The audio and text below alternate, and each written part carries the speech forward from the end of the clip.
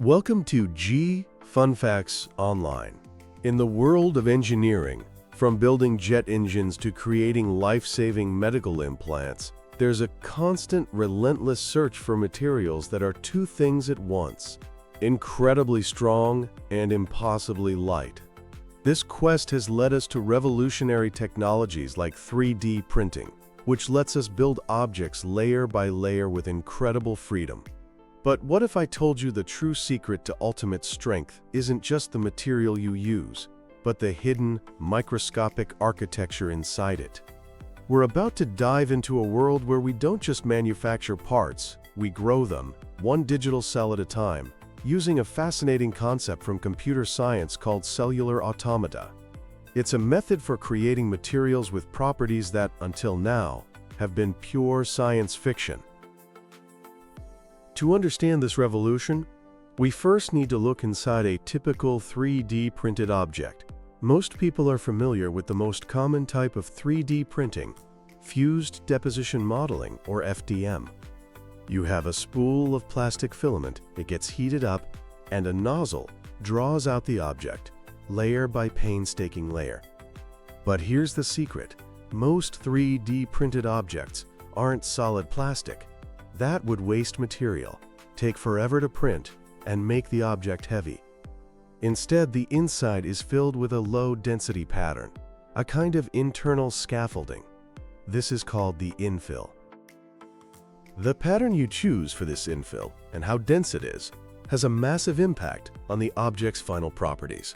We're talking about things like tensile strength, which is its ability to resist being pulled apart, like a hook. There's compressive strength, its ability to resist being squashed, crucial for a support pillar. And there's flexural strength, which is resistance to bending. The infill is where the battle for these properties is won or lost. It's a delicate dance between strength, weight, and printing time. And for years, we've relied on a standard set of geometric patterns to do the job. Before we can appreciate the new, let's look at the old guard of infill patterns. These are the options you'll find in any standard 3D printing software. They fall into two main categories. First, you have the 2D workhorses. These are patterns printed as flat grids on each layer. The simplest is rectilinear, which is just parallel lines. It's fast and uses little material, but it's only strong in one direction. A step up is the grid pattern, which provides more uniform strength but can sometimes cause printing issues. Then you have patterns like triangles and trihexagon. Since triangles are inherently strong geometric shapes, these offer a good balance of strength, especially against forces pushing down on the object's surface. But the real strength comes from the 3D patterns. These are complex geometries that extend through the object in all three dimensions, providing more uniform, all-around strength. You've probably heard of honeycomb, inspired by beehives, which is famous for its high strength-to-weight ratio.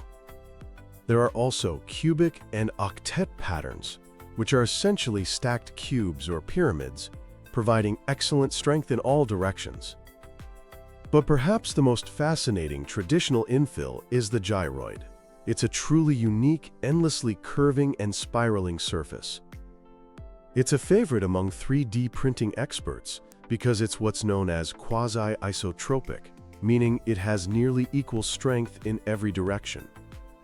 It has a fantastic strength-to-weight ratio, and it prints surprisingly fast for such a complex shape. The gyroid, with its organic, flowing form, is a perfect bridge to our main topic because it hints at the power of moving beyond simple, repeating grids. These traditional patterns have served us well, but they're all a one-size-fits-all solution. The grid is the same in every part of the object. But what if an object could be smarter? What if its internal structure could adapt, becoming strongest precisely where it needs to be, just like a bone in our body? This is the promise of cellular automata. Cellular automata are not a new idea. They were conceived back in the 1940s by mathematicians John von Neumann and Stanislaw Ulam, who were trying to model self-replicating systems.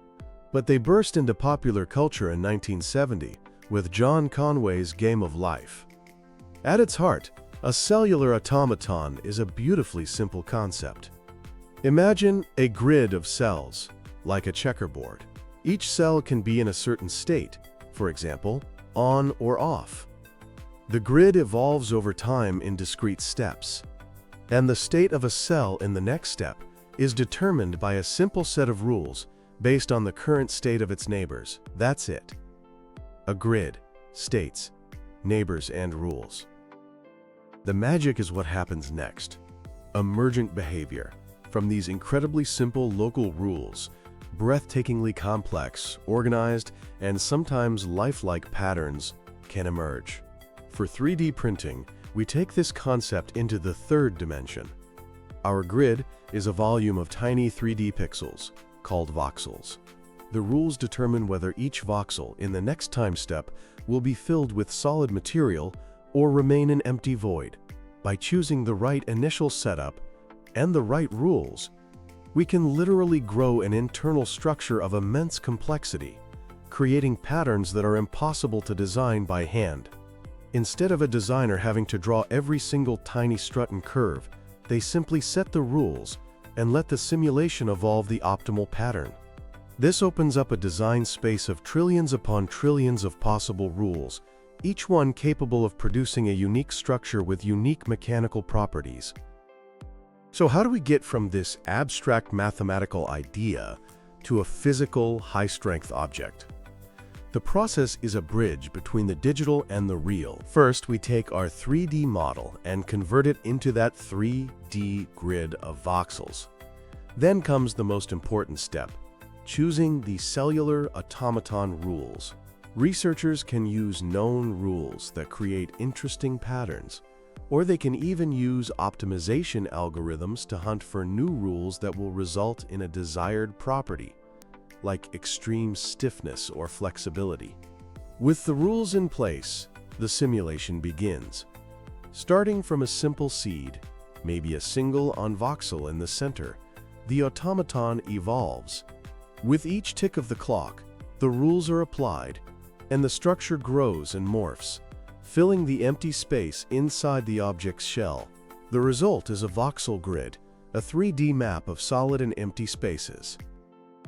But 3D printers don't speak voxel.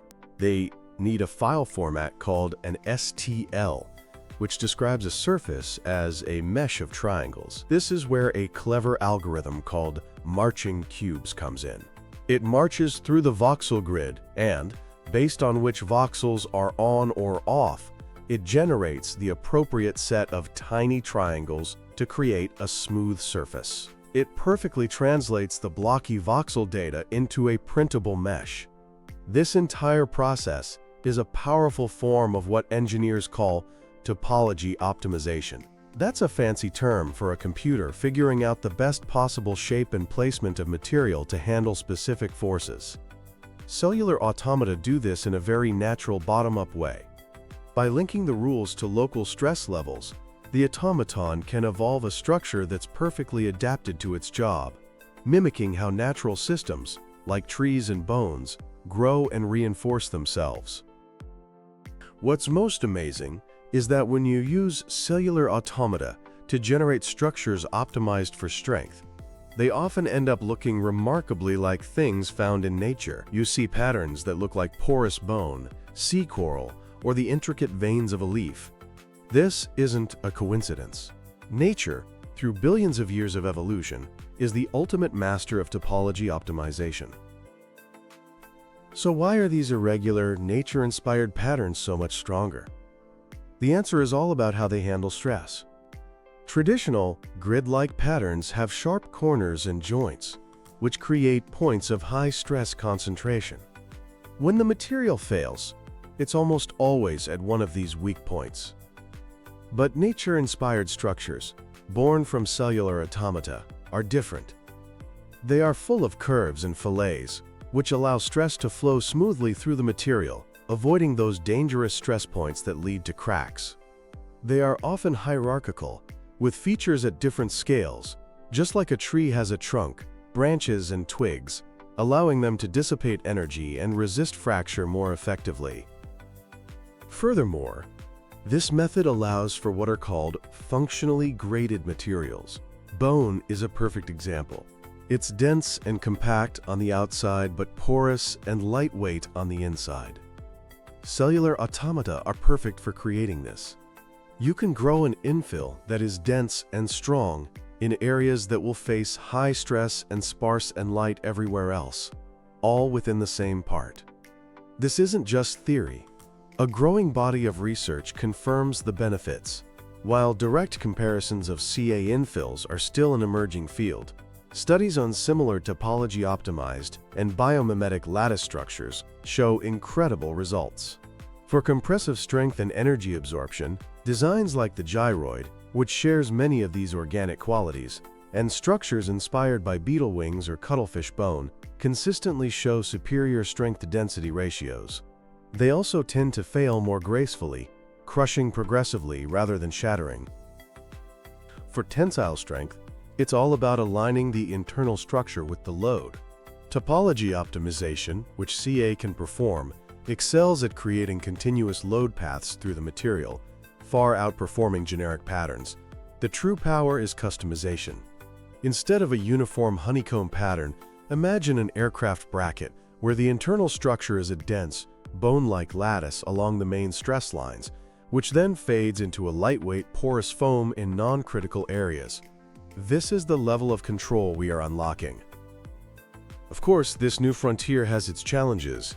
Simulating these complex automata is computationally expensive, and the user-friendly software to bring this to the average user isn't quite there yet. Some of the most delicate, intricate designs can also be very difficult to print with today's technology. But the potential is undeniable. As computing power grows and 3D printing technology improves, these hurdles will fall. We are on the verge of creating materials with programmed properties, materials that are stiff in one direction but flexible in another. We are looking at 4D printing, where objects can change shape over time, powered by these intricate internal engines. We can even use artificial intelligence to search the vast landscape of cellular automata rules to discover novel structures with properties beyond anything found in nature. We are entering an era where we move beyond simply manufacturing objects. We are learning to grow them. By harnessing the simple rules of cellular automata to build the complex architectures of nature, we are creating a new generation of materials that are stronger, lighter, and smarter than ever before. The cellular frontier is open, and it's building the future, one digital cell at a time.